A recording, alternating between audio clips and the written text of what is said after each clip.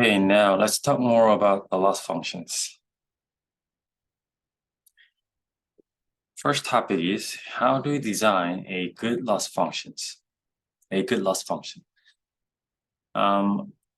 function can be any differentiable function that we wish to optimize. Here, this word, differentiable, is important because we cannot just use any functions, but any differentiable functions. Because in the next session, we're going to talk about optimization. And the process of optimization requires that functions need to be differentiable. And we do not use, however, just any differentiable functions, but we derive the cost function or the loss function from the maximum likelihood principle. And by using the maximum likelihood principle, we do not need to manually design the cost function for each model. And we're going to think about the output of the neural network as parameters of distribution over the ground truth yi. And what does it mean? We're going to view the model's output as the parameters of distribution of the ground truth yi. So given the input and the model parameters, the model will output some numbers, and we view these numbers as parameters of some probability distribution. And we saw this in the Softmax case. And calculating, and among these, and what we are going to do is find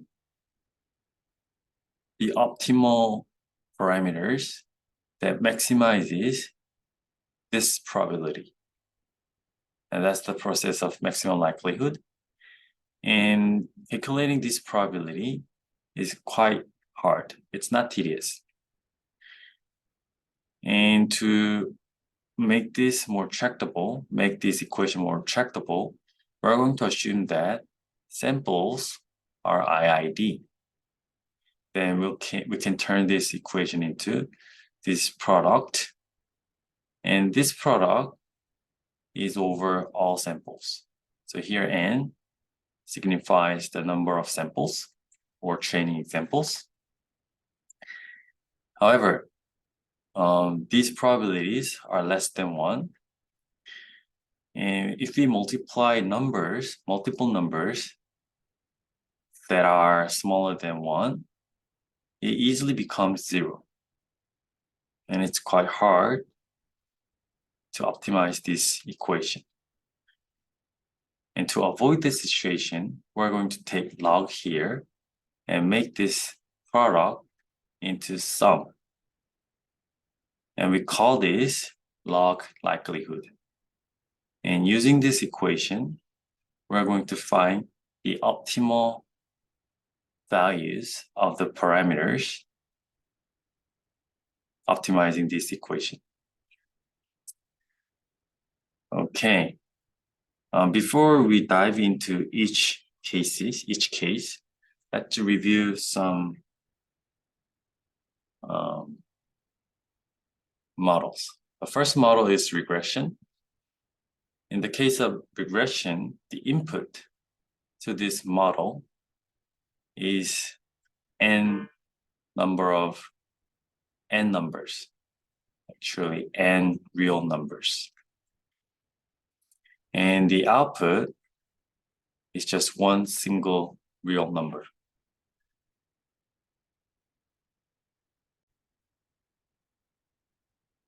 In this example, in this stock example, let's say we're given the past history of stock prices, like 10 days of stock prices, 10 days. And using this 10 days of stock prices history, we want to predict the stock prices of tomorrow.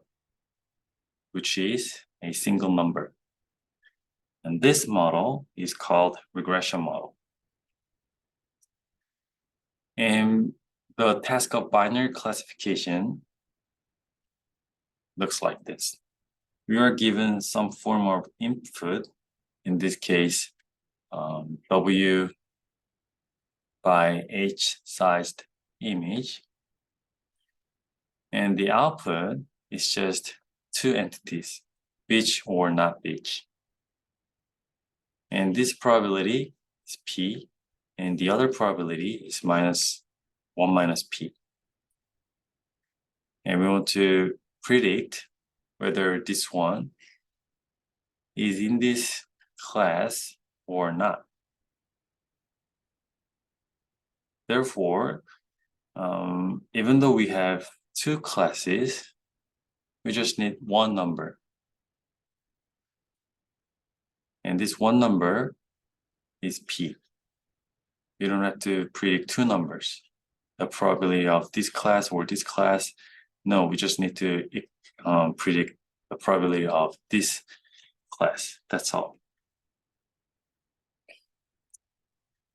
And the multi-class classification task, we have multiple choices.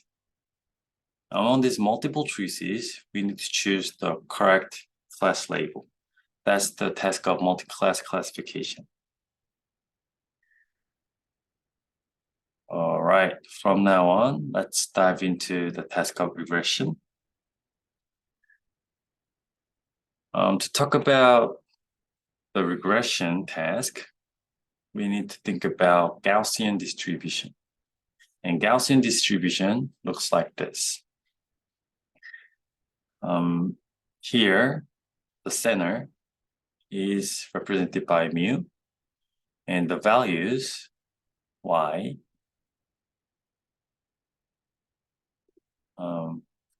and the probability of y is defined with this equation.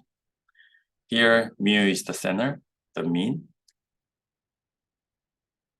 And here, sigma represents the width of this distribution. And this distribution has thin tails. It becomes zero quickly as it deviates from the center.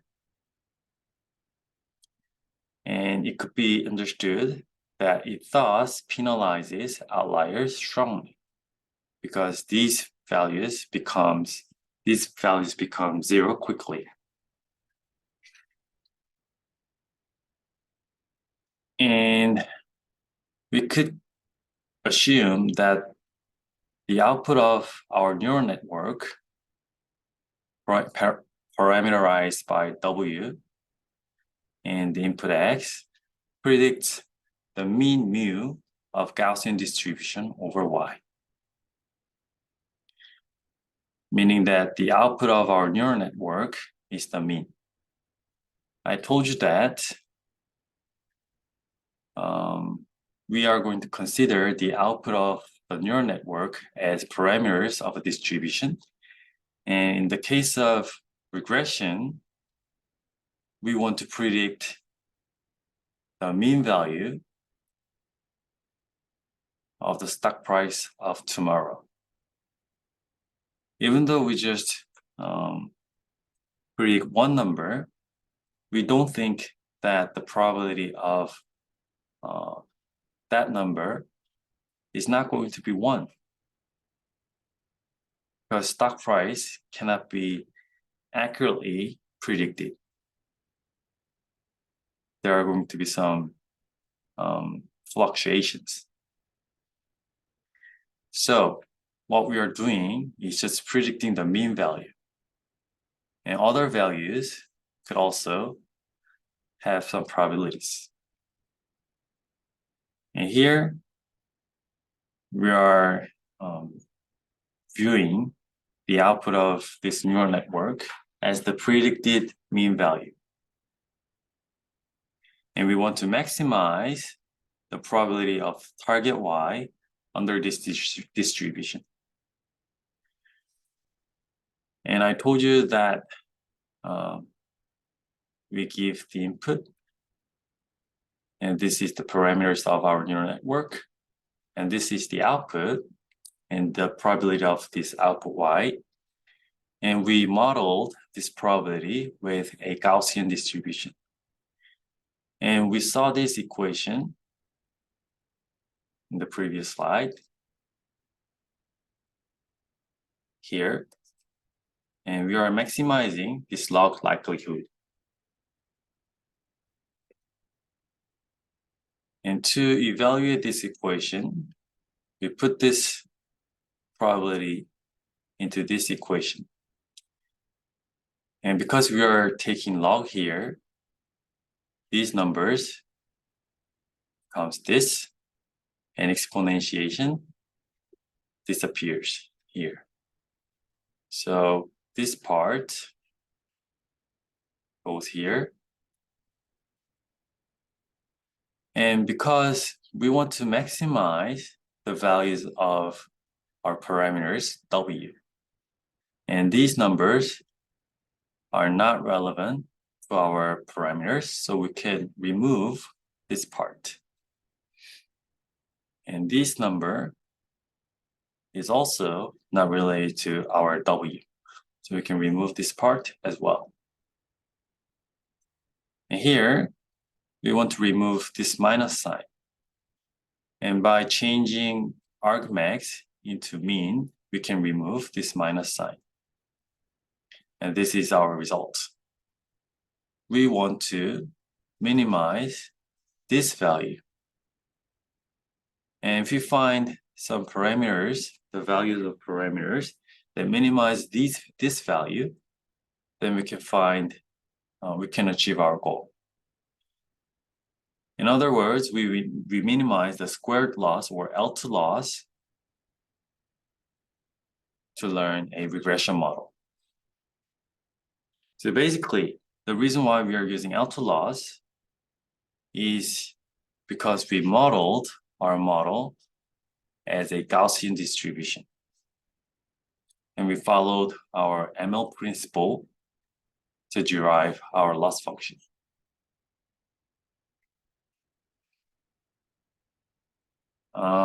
And we can also think about Laplace distribution, which looks like this. Here, mu is the location or the center. Here, mu. And B defines the scale, the width. And this distribution has heavy tails or long tails compared to Gaussian distribution, meaning that it becomes zero slowly, slower than Gaussian distribution, and penalizes outliers less strongly. And sometimes Laplace distribution is preferred to Gaussian distribution. And if we put this equation into our model and inject this equation into this equation, then we can remove exponentiation here. And this number becomes log 2b. And as in the previous slide, this number is not related to our parameters. So we can remove this part and remove this b and remove minus sign by turning argmax into argmean. And this is our final loss. And this one is called L1 loss. Here we have square, so it is called L2 loss. This one is L1 loss. And this one is sometimes called absolute loss. And this is more robust than L2 for outliers. And if there are other modes, we say it's a multimodal distribution. These models are unimodal distributions. In that case, we can combine these two modes using this equation. We are going to summate each mode. So we have n modes here. In this example, we have 2 modes. And this phi represents the weight of each mode. And the sum of the weights should be 1. And we can model various modes with this equation. So here, there is no summation. But in the case of multimodal distribution, we have summations. Because we want to represent multiple distributions at the same time in the same space. Okay, here I want to give you one problem. Solve this problem on your own and check the answers together. Okay, stop the video and think about it.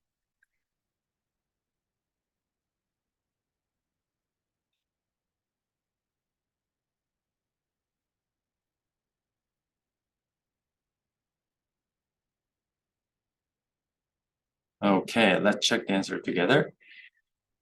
The answer is the second option. I told you in the beginning that a loss function can be any differentiable functions, not just any functions. In the second case, second option tells that rather than manually derive loss functions, we maximize the likelihood. That's what we did. And the squared loss is more robust to outliers, not robust, but sensitive to outliers than the absolute losses. And fourth, we assumed that training samples follow IID property, independent and identically distributed. Otherwise, we cannot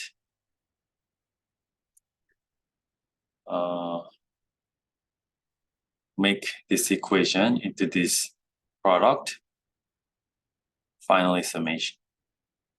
Without this IID assumption, we cannot derive this equation.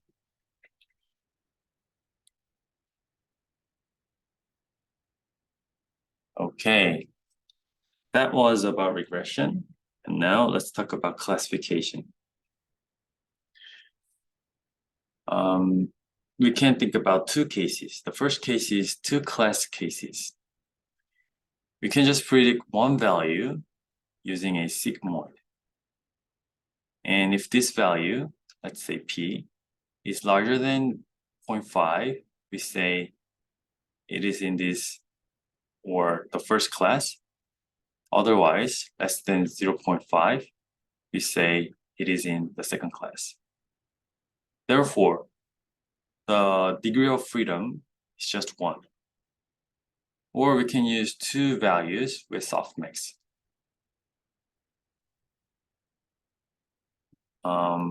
The reason why we're using softmax is making these 2 values sum to 1, P and 1 minus P. If we have more than 2 classes, we typically predict C scores and use a softmax nonlinearity. That's what we do for classification.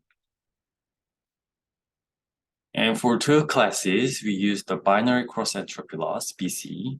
And more than 2 classes, we use cross entropy loss. Okay. First of all, let's have a look at the Bernoulli distribution. Bernoulli distribution looks like this. I told you that mu or P could be the probability of y equals 1. And 1 minus mu is the probability of y equals 0. And if we put y 1 here, then it becomes mu to the power of 1, and 1 minus mu to the power of 1 minus 1, which is 0, and it disappears. So it becomes mu. And if y equals 0, it is mu to the power of 0, 1 minus mu, 1, and it becomes 1 minus mu. Therefore, this equation can correctly represent these two probabilities.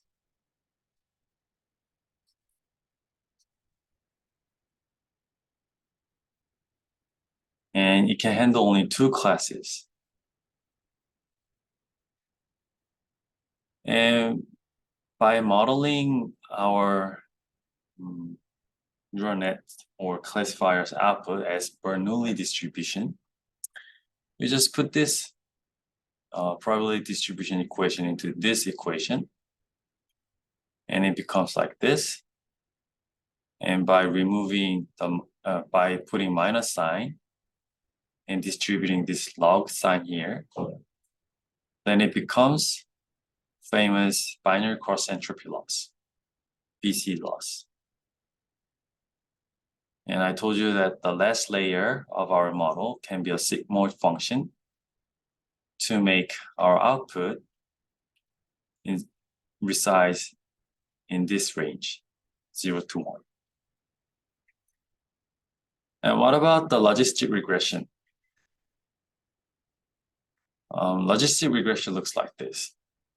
We are given the input and we perform the dot product with our model parameters and add an optional bias. And we pass this number to our sigmoid function. And we are going to represent this number as A. And this is going to be our hypothesis.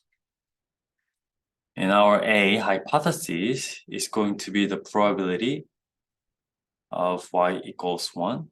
And 1 minus A is the probability of y equals 0. So this was our logistic regression. And we can rewrite this more compactly. Hx is A.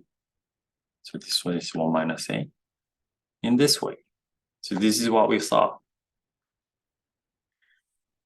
And for multiple training examples, we want to maximize this, assuming IID. This probability is very hard to model. And this is same as following the maximum likelihood estimation. And this loss looks like this. I told you that Z is WB, okay?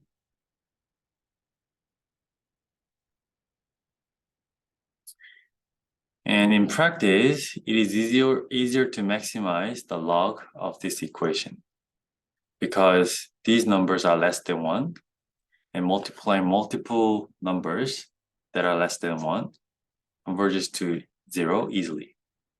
And we want to turn this product into summation like this. That's why we are taking log here. And this likelihood is turned into log likelihood by taking log here.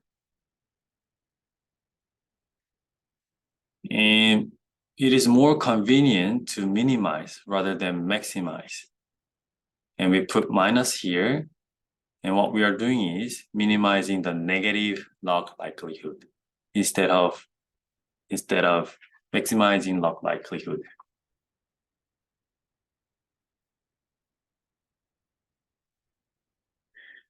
Okay, that was about 2 class cases. And how do we scale this to multiple classes? To do so, we think about categorical distribution. The probability for class C is mu sub C.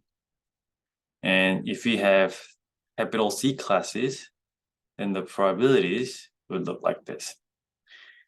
And YC is either 1 or 0.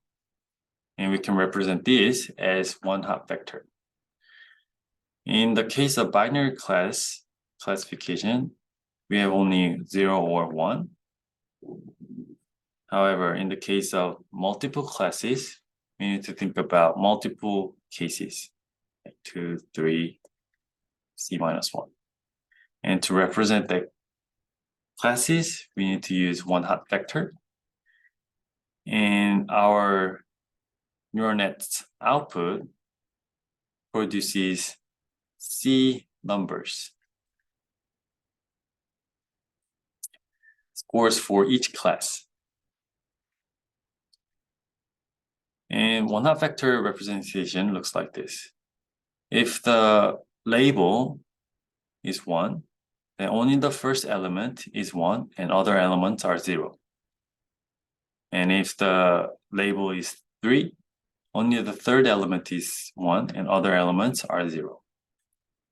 So in this case, even though it looks intimidating, mu C, YC, only one of them, like mu1, mu2, mu3, mu C.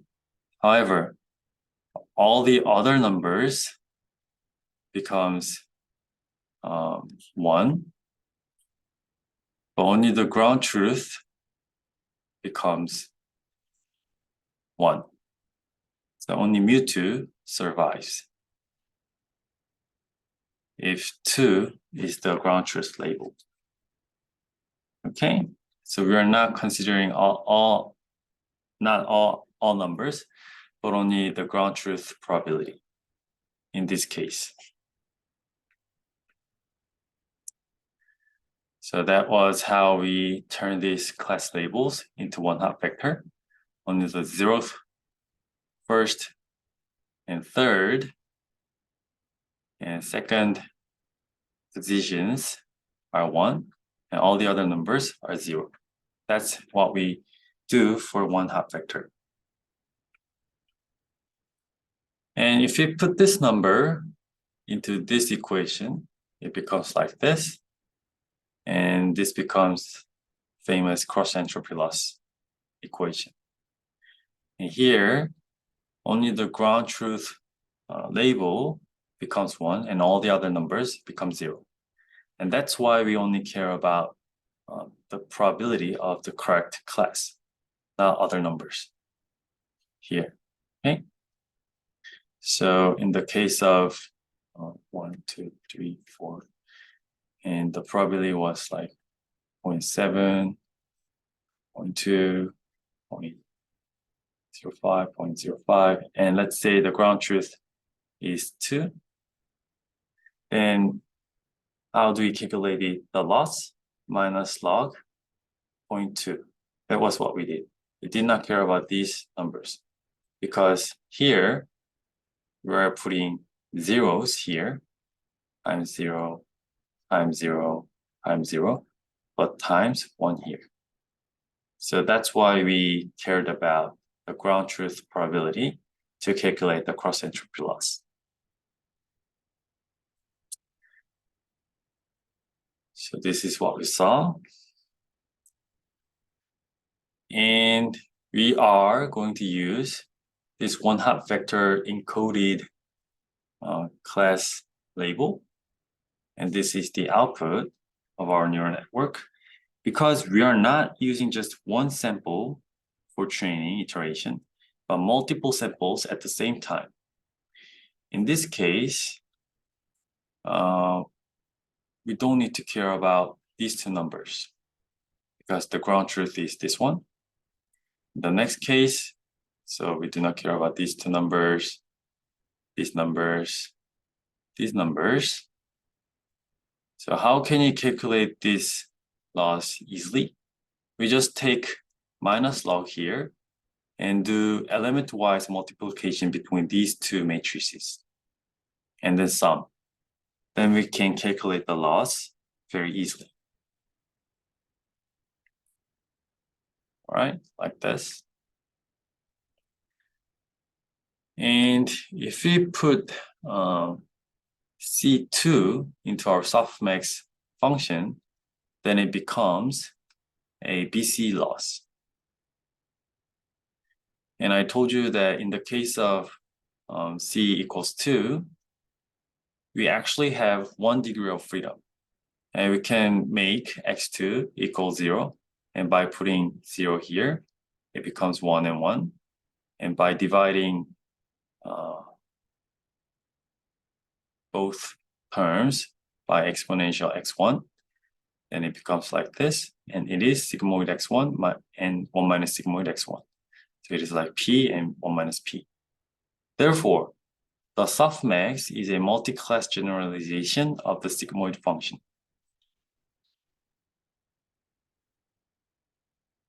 And the name softmax might be confusing because it is a differentiable version of argmax.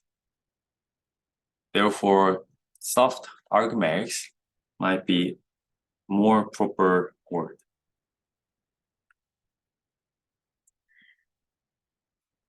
And softmax is invariant to adding the same scalar like this. Therefore, we can derive a numerically more stable variant by subtracting the maximum value. Okay, let's implement this together.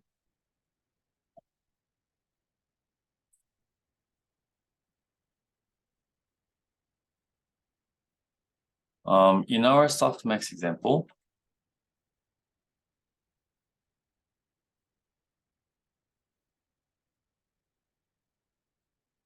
when we pass these numbers,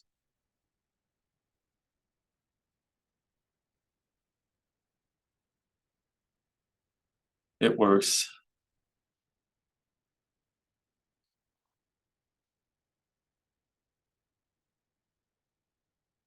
It works perfectly. However, if you add 1,000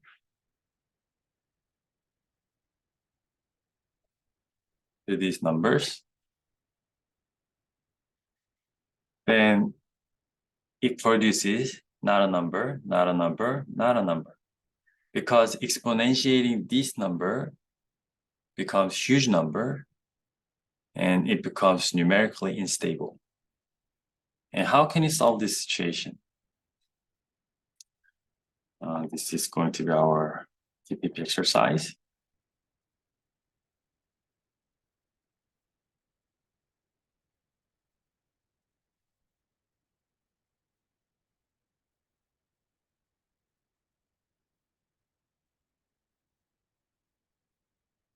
I'm going to give you test cases like this. So even though we put large numbers into our softmax, it should produce the correct softmax result. Think about this problem on your own and see you again in the next video.